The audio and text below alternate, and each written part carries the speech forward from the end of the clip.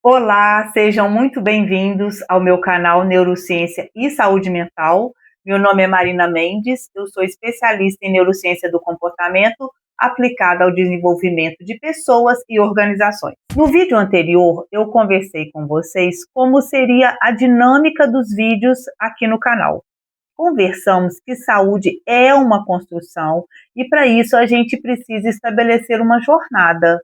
Sendo uma construção, nós temos a base, que é o conceito, e no vídeo de hoje eu vou falar sobre ele para vocês, porque eu entendo importante para a gente poder entender o que é saúde, até mesmo para a gente saber o que a gente está buscando, fazer essa construção do conceito. Falei que nessa jornada a gente tem que estabelecer um ponto de partida e de chegada, para a gente fazer uma análise a partir da atual situação e depois criar estratégias para buscar, para fomentar, para aprender comportamentos que estejam voltados para esse bem-estar.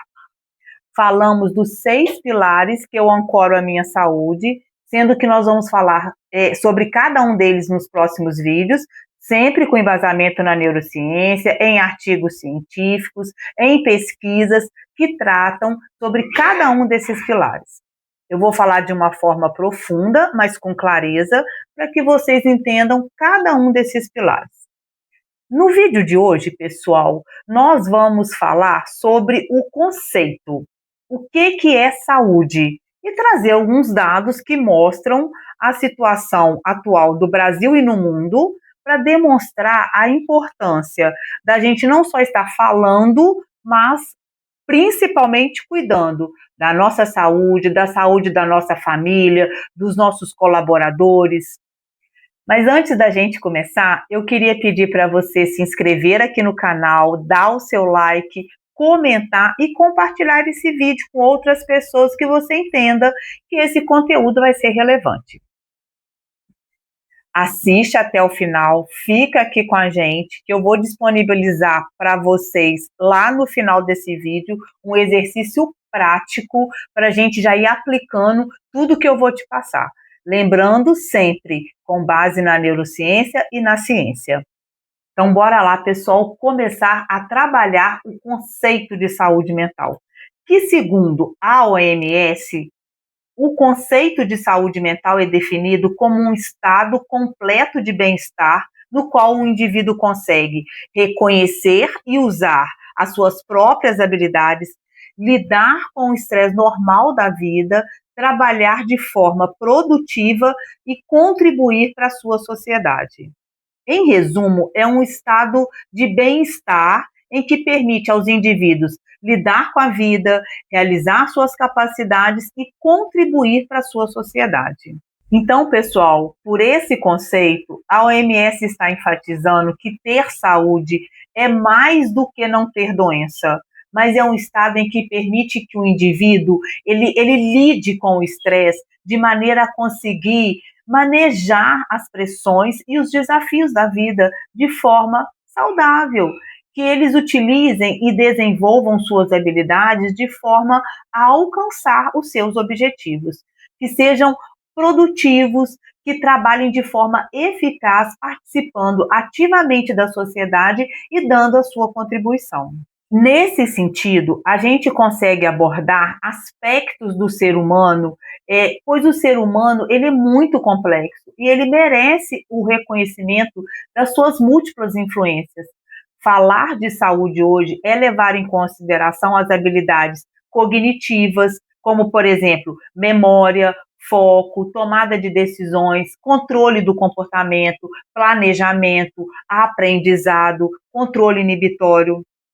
Mas é falar também, levando em consideração aspectos emocionais, que é como a gente lida com as nossas emoções, que é um dos aspectos do comportamento.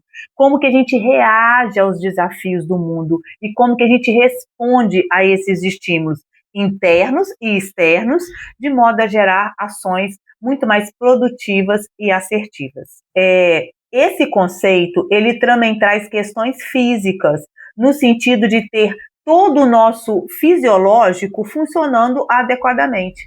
E aí, quando eu falo em fisiológico, eu falo de sistema circulatório, digestivo, imunológico. Esse conceito, ele também traz aspectos sociais, que é a maneira como a gente se relaciona com as outras pessoas. E aí entra o ambiente de trabalho. Nós vamos debater muito sobre o ambiente de trabalho e como que a gente lida com as pressões do trabalho e como que a gente pode, por exemplo, se a gente for líder, promover ambientes psicossociais seguros para que todos, né, os nossos liderados, eles possam usar e explorar as suas habilidades no seu potencial máximo. A gente fala também de aspectos sociais que envolvam a família, a comunidade religiosa que a gente frequenta. E nesse ponto eu vou demonstrar para vocês que é um dos fatores que mais contribui para o florescimento humano, a participação ativa numa comunidade religiosa. Então, pessoal, que fique bem claro que hoje ter saúde não quer dizer somente não ter doença, mas quer dizer também você reconhecer e usar todas as suas habilidades no seu potencial máximo. E aí, desde 2023, a OMS, atendendo às pressões, está apelando por uma visão de saúde que integre o bem-estar físico, mental, psicológico, emocional, social e espiritual.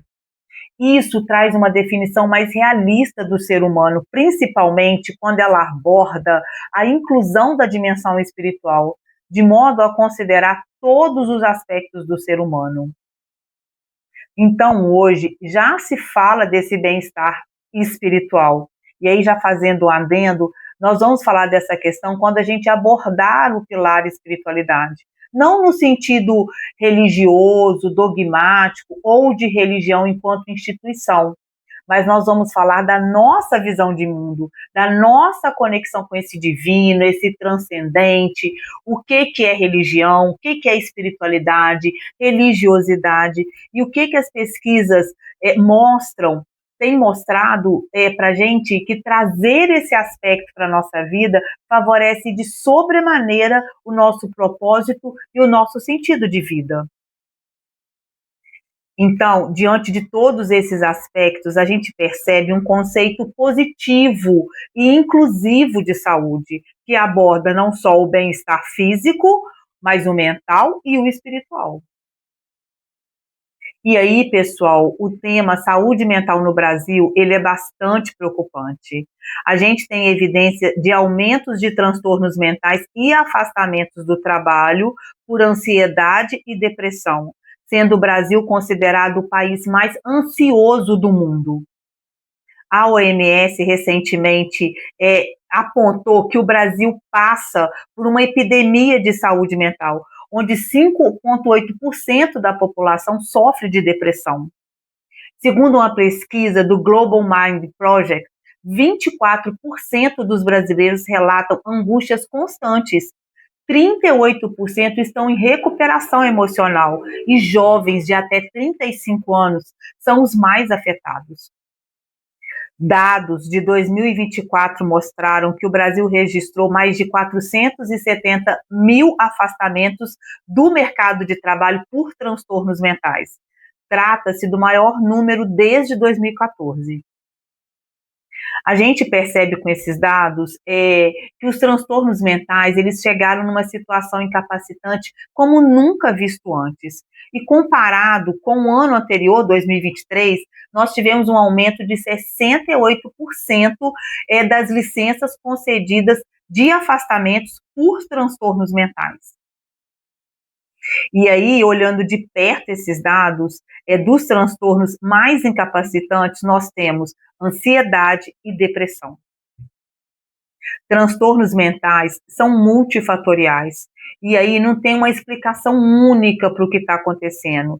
É apontado como uma das principais causas dificuldade financeira, desemprego, excesso de trabalho e falta de perspectiva de vida, sendo assim esses os principais gatilhos para esses quadros de depressão e ansiedade.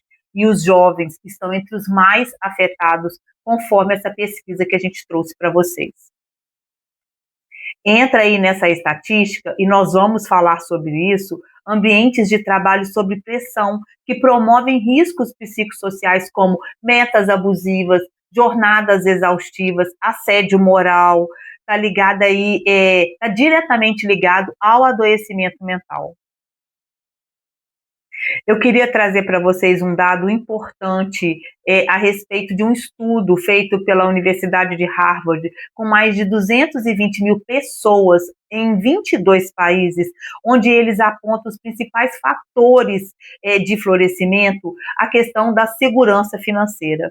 Então, a gente percebe claramente uma relação entre o aumento do custo de vida, gerando aí uma preocupação financeira, uma instabilidade financeira, ao mesmo tempo que é fator de florescimento a segurança financeira. Porque pensa, como que nós vamos usar as nossas habilidades no seu potencial máximo num ambiente financeiramente preocupante? A gente nota que existe uma conscientização, mas a gente ainda precisa transformar essa conscientização em ações concretas, sendo que é um dos desafios aqui do canal justamente isso, trazer ferramentas para a gente poder aplicar na prática, tanto no âmbito individual quanto no âmbito corporativo, para a gente cada vez mais conscientes, mas também desenvolvendo, promovendo ações em busca desse florescimento. Eu entendo saúde mental, pessoal, como uma questão estratégica em todos os ambientes, tanto no trabalho, como na família, na sociedade e principalmente no âmbito individual. Então, ter saúde é o nosso corpo, a nossa mente, o nosso cérebro funcionando adequadamente. Como já falamos, ter saúde não é ser feliz o tempo todo, nem tampouco não se estressar ou não ficar ansioso, porque é normal oscilar. Nós vamos ver com mais detalhes nos vídeos mais para frente que estresse e ansiedade são respostas importantes e necessárias para energizar o nosso comportamento.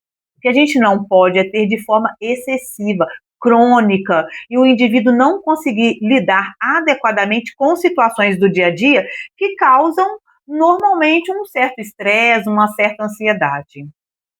E aí, pessoal, para que tudo isso esteja funcionando adequadamente, a gente precisa deliberadamente praticar ações que nos garantem subsídios emocionais, físicos, mentais, para lidar com esses desafios e obstáculos de maneira a não adoecer. E aí entra os pilares que eu vou repetir, porque é bom para a gente poder gravar bastante. Prática regular de um exercício físico, sono de qualidade, uma alimentação adequada, esse manejo do estresse e da ansiedade, as interações sociais e a espiritualidade.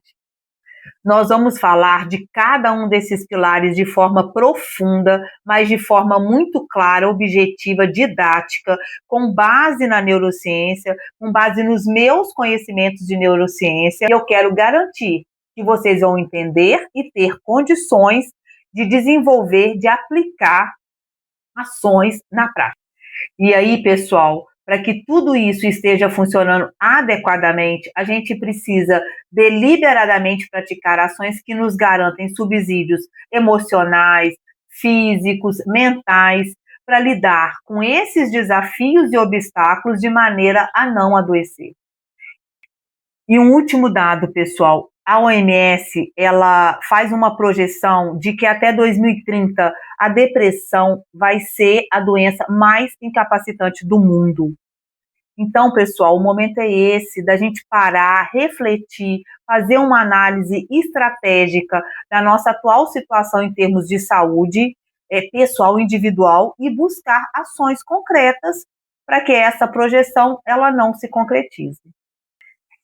E como eu prometi lá no início do vídeo, eu vou te ajudar a começar a sua jornada em busca de ter mais saúde. E como sempre, pessoal, a gente começa pelo autoconhecimento. Então comece aí, pessoal, se perguntando uma ação prática para você. Em geral, quão feliz ou infeliz você costuma se sentir? Quão satisfeito você está com a vida como um todo atualmente? Vamos lembrar aí, pessoal, de todos esses aspectos do ser humano. psicológico, social, mental, emocional, físico, a questão da espiritualidade. Pensa aí em cada aspecto de você, do ser humano como um todo.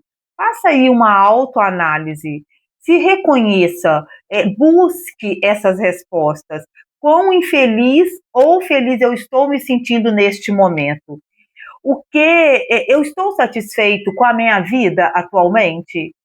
Em todos esses aspectos, busque essas respostas, porque nos próximos vídeos, pessoal, eu vou te ajudar com cada um desses aspectos, com cada um dos pilares na sua jornada de saúde. Então, pessoal, no vídeo de hoje, a gente caracterizou o que é saúde, eu trouxe alguns dados a respeito da saúde no Brasil e no mundo, segundo a OMS, e deixei para vocês aí uma busca, por reconhecer, uma reflexão, por reconhecer como estamos em saúde, a gente traçar o diagnóstico da nossa saúde, da nossa atual situação, para a gente poder propor estratégias, para a gente reformular ações no sentido de melhorar.